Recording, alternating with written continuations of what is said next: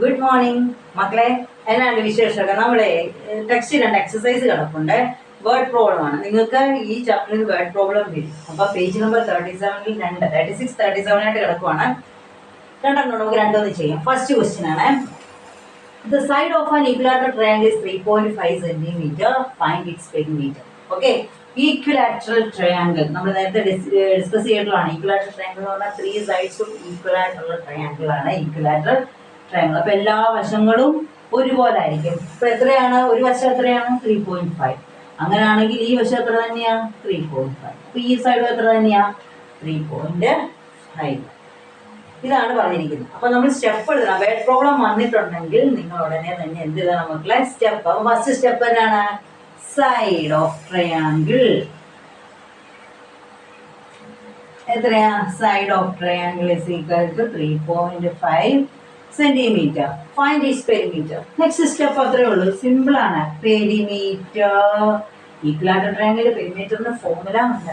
എന്താണ് പെരിമീറ്റർ എന്ന് പറഞ്ഞു കഴിഞ്ഞാൽ? മലയാളത്തിൽ ചുറ്റളവെന്ന്. അതായത് ചുറ്റുമുള്ള അളവ്. നോക്കിയേ, ഇതിന് ചുറ്റും എത്രയാണ്? 1, 2, 3 സൈഡ് ഉണ്ട്. അപ്പം 3. ഇവിടെ എത്രയാ? 3.5, 3.5, 3.5. അപ്പൊ 3 നമ്മൾ ആഡ് ചെയ്താൽ മതി. പക്ഷെ ആഡ് ചെയ്യുന്നതിന് പോലെ നമ്മൾ സെയിം ആയിട്ട് നമ്മൾ 3 ഇൻറ്റു സൈഡാണ്. അതായത് 3A എന്നാണ് നമ്മൾ പറയുന്നത്. 3A അല്ലെങ്കിൽ 3 ഇൻറ്റു A എന്ന് ഉദ്ദേശിക്കുന്ന സൈഡാണ്. 3 ഇൻറ്റു സൈഡ്. ഓർത്തിരിക്കുക, ഈക്വിലാറ്ററൽ ട്രയാങ്കിളിന്റെ പെരിമീറ്റർ എത്രയും ഇനി വരുന്നുണ്ട് ഇതുപോലത്തെ ചെയ്യാനൊക്കെ. അപ്പം ഫോർമുല അന്ന് ഇത് പറയുമ്പോൾ ഈക്വിലാറ്ററൽ ട്രയാങ്കിളിന്റെ ഫോർമുല എന്നാന്ന്, പെരിമീറ്ററിന്റെ ഫോർമുല ചോദിക്കുമ്പോൾ നിങ്ങൾ പറയണം. ഓക്കെ, എന്താണ്?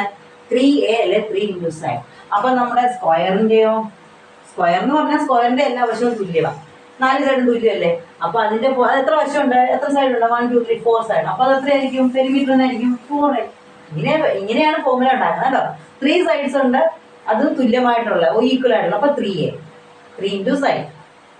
സ്ക്വയർ ആകുമ്പോൾ 4 സൈഡ്സ് ഉണ്ട്, 4 വശങ്ങളും തുല്യമാണ്, ഈക്വൽ ആണ്. അപ്പൊ അതിന്റെ അർത്ഥം എന്താണ്? 4 ഇൻറ്റു സൈഡ്, അതായത് 4A. ഇവിടെ A എന്ന് ഉദ്ദേശിക്കുന്ന സൈഡിനാണ് A എന്ന് ഉദ്ദേശിക്കുന്നത്.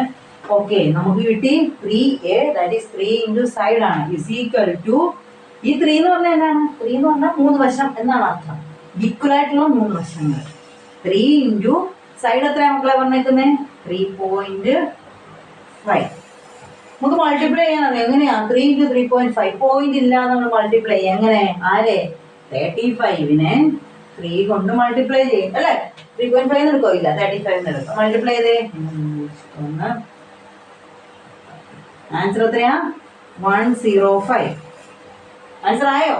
ഇല്ല, പോയിന്റ് മാറ്റണം അല്ലേ? ഇവിടെ പോയിന്റ് ഉണ്ടോ? ഇല്ല, ഇവിടെ പോയിന്റ്. ഡെസിമൽ കഴിഞ്ഞ് എത്ര പ്ലേസ് ഉണ്ട്? പോയിന്റിന് ശേഷം റൈറ്റ് സൈഡിൽ എത്ര പ്ലേസ് ഉണ്ടെന്ന് നമ്മൾ നോക്കുന്നത് അല്ലേ? നമ്മൾ പറഞ്ഞായിരുന്നു 1 പ്ലേസ്. അത്രയും സ്ഥാനം നമ്മൾ നമ്മുടെ ആൻസറിന്റെ റൈറ്റിൽ നിന്ന് ലെഫ്റ്റിലോട്ട് മാറ്റി 1 പ്ലേസ് മാറ്റി. 10.5. ഇത് വേർഡ് പ്രോബ്ലം ആണ്. Area what is the perimeter ആണ്. പെരിമീറ്റർ അതിന്റെ യൂണിറ്റ് എഴുതിയില്ലെങ്കിൽ മാർക്ക് പോകും മക്കളെ. യൂണിറ്റ് എന്താണ്? ഇത് എത്രയാണ്? സെന്റിമീറ്റർ. അപ്പം സെന്റിമീറ്റർ 10.5 സെന്റിമീറ്റർ. ഇപ്പൊ പെരിമീറ്റർ കാണാൻ പഠിച്ചില്ലേ? ഓക്കെ. അപ്പൊ നമുക്ക് അങ്ങനെയാണെങ്കിൽ രണ്ടാമത്തെ ക്വസ്റ്റ്യൻ. എളുപ്പമല്ലേ മക്കളെ? സിമ്പിളാണ്. ഓക്കെ, രണ്ടാമത്തെ ക്വസ്റ്റ്യൻ.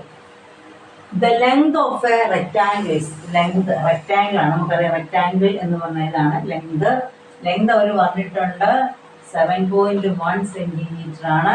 ബ്രെഡ്ത്ത് ഇതല്ലേ? ബ്രെഡ്ത്ത് എത്രയാ പറഞ്ഞേക്കുന്നത്? 2.5 സെന്റിമീറ്റർ. ഓക്കെ, സ്റ്റെപ്പ് എഴുതണം. അപ്പൊ നമ്മൾ എന്നാ എഴുതും? ലെങ്ത് എന്നോ അല്ലെ ലെങ്ത് ഓഫ് റെക്ടാംഗിൾ എന്നോ എങ്ങനെ വേണമെങ്കിലും നിങ്ങൾക്ക് എഴുതാം. എത്രയാണ് എഴുതുക? 7.1 സെന്റിമീറ്റർ. അപ്പൊ അടുത്ത സ്റ്റെപ്പ് എന്നായിരിക്കും മക്കളെ? Breadth of rectangle is equal to എത്രയാണ്? 2.5 centimetre. What is it's area? Area കണ്ടുപിടിക്കുന്ന ഫോർമുല എന്താണ്? റെക്ടാംഗിളിന്റെ ഏരിയ L ഇൻറ്റു ബി. നമ്മൾ പഠിച്ചിട്ടുണ്ട്. ലെങ്ത് ഇൻറ്റു ബ്രെഡ്ത്ത് കേട്ടോ, മറക്കല്ലേ? റെക്ടാംഗിളിന്റെ ഏരിയ അതായത് length into breadth area. Okay, length എത്രയാ? 7.1 ഇൻറ്റു ബ്രെഡ്ത്ത് എത്രയാ? 2.5. നമ്മൾ മൾട്ടിപ്ലൈ ചെയ്യുമ്പോൾ നമ്മൾ എങ്ങനെ മൾട്ടിപ്ലൈ? 7.1 എന്നിട്ട് ചെയ്യുമോ? ഇല്ല, 71ഉം 25ഉം കൂടെ മൾട്ടിപ്ലൈ. നമ്മൾ ഡെസിമൽ പ്ലേസ് ഇല്ലാതെ മൾട്ടിപ്ലൈ ചെയ്ത് കുറഞ്ഞ 735